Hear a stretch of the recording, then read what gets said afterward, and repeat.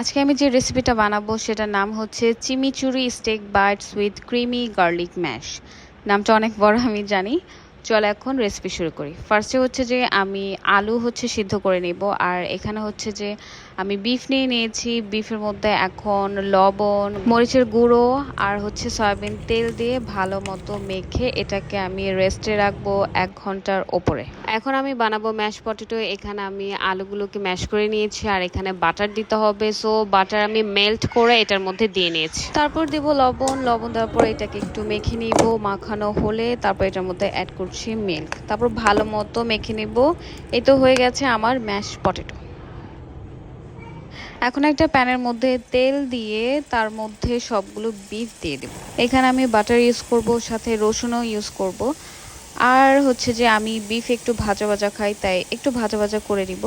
আর এখানে একটা সস বানাবো, তো সস বানাতে আমাদের লাগবে ধনেপাতা, কাঁচামরিচ, রসুন, তারপর হচ্ছে লেবুর রস, আর লাস্ট হচ্ছে ভিনেগার। এই সসের নামই হচ্ছে চিমিচুরি। যদিও এখানে আরও কিছু জিনিস ইউজ করে, বাট আমার কাছে যাই ছিল আমি তাই নিয়েছি। তারপর এগুলো সবগুলো হচ্ছে ব্লেন্ড করে নেব। ও এখানে একটু তেলও দিতে হবে, তেল দিয়ে ব্লেন্ড করে নিতে হবে। এই তো আমার সস বানানো শেষ, আর এখানে আমার স্টেকগুলোও হয়ে এসেছে।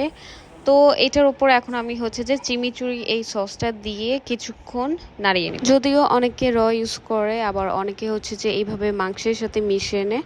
তো আমি সেকেন্ড অপশনটাই চুজ করেছি। এই তো এটাও হয়ে এসেছে। এখন আমি একটা প্লেটের মধ্যে ম্যাশ পটেটোগুলো নিয়ে নিচ্ছি, তার উপর হচ্ছে যে স্টেকগুলো দিয়ে নিলাম। এই তো শেষ আমার স্টেক বানানো। নতুন নতুন খাবার বানাতে ট্রাই করতে আমার বেশ ভালো লাগে। এই খাবারটা আমার বেশ মজা লেগেছিল।